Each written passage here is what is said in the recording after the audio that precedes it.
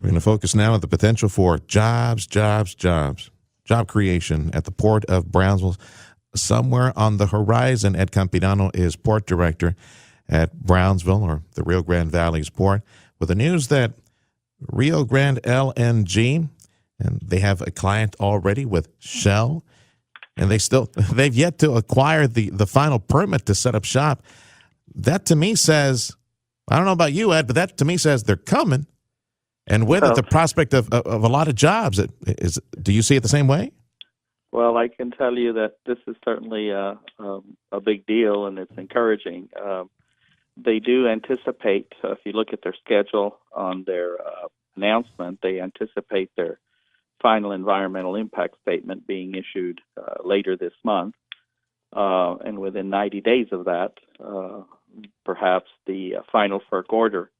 So, yeah, this is an indication that they're certainly acting very positively and moving forward, but this is a significant development. This is a pretty big deal. Other folks, it seems that through many years now, they've been laying the infrastructure, the pipeline from West Texas, crossing the valley.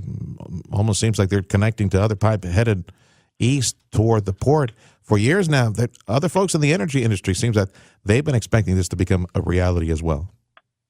Well, I think this is indicative of the process that these entities have to go through to meet all of the standards that are necessary to demonstrate the capabilities of how these projects have to come about. I mean, these discussions have been going back to 2013. So as you go through the regulatory process, and obviously, the Eagle Ford is going to be a big player, but a lot of that gas will be coming out of West Texas, the Permian Basin. So again, they're going to be extracting crude oil. Well, gas is going to be part of it as well. So this is part of their plan. This is what they've advised in their filings, what they were going to do, and they've been moving towards that end. So let's not also forget that we've got two others that are in the same process as it relates to their regulatory permitting. So hopefully this is the first, and we'll be hearing more and more from the others. Texas LNG has already received its final environmental impact statement. I expect ANOVA to also be receiving it fairly shortly. So as this process moves forward, we'll begin to see things materialize in a more positive fashion. Ed Campirano is port director of the Rio Grande Valley's Port of Brownsville, joining us on the Morning News. We're looking at the prospect of job creation, the likes we've never seen in South Texas, if and when liquefied natural gas sets up shop as an export terminal at the Port of Brownsville. Does anything need to change at the port infrastructure-wise, dredging, anything needs to change there in order to receive these folks? Well, one of the things that we're doing in a parallel path, obviously, is the channel deepening. And that's a project we've been working on for well over 10 years. That's the project that received congressional authorization in December of 2016. So we're in the permitting phase. We're collaborating with these partners. It's an opportunity to leverage a significant amount of private sector investment to invest in a public project. So we're working on that as well. And so the deepening project of the ship channel from 42 feet to 52 feet is also very important to just the general sustainability of the port as it relates to the current customer base. But liquid natural gas is also going to be a part of it. So, that's something that's also a very significant part of this overall effort. We could host those type of ships, right?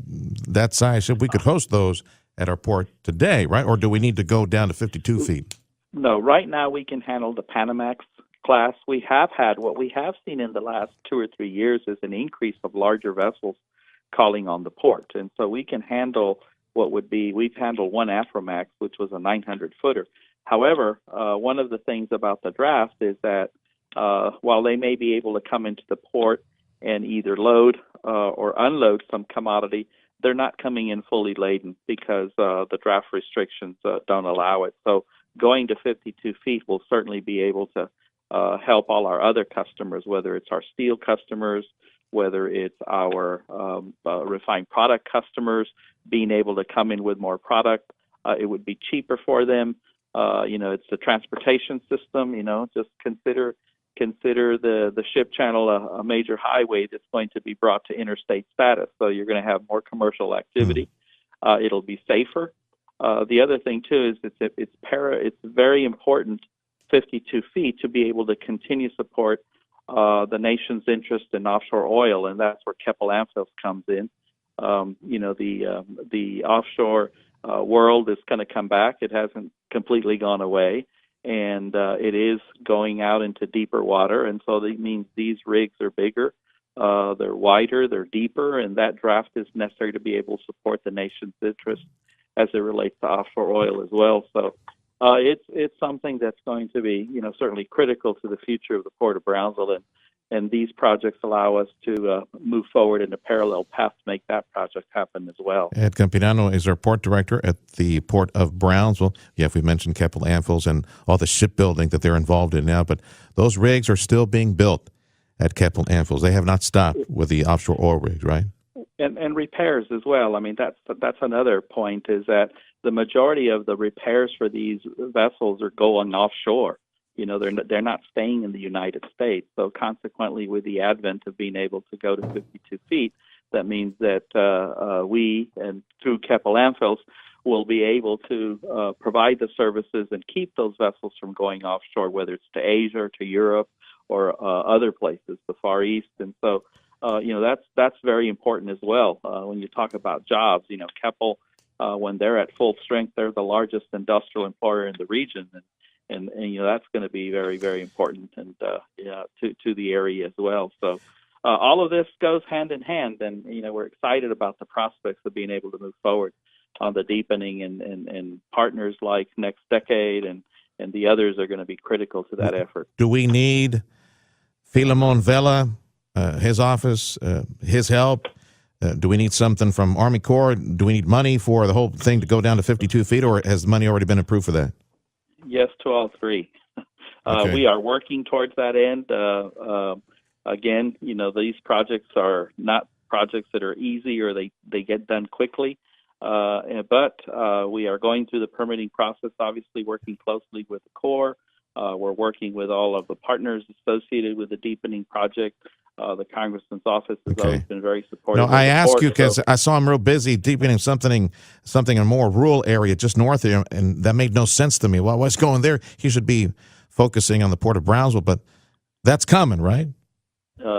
That's the plan. All That's right. what we've been working on for, I've been here 12 years now, and since I got here, that was the beginnings of working on deepening the port. Yeah, so these projects take a long, long time to happen, but certainly the impetus from the development that's planned for the Port of Brownsville gives us a great momentum to move forward. All right, Chief. Thanks for your time. Ed Campirano, Port of Brownsville, joining us on the Morning News.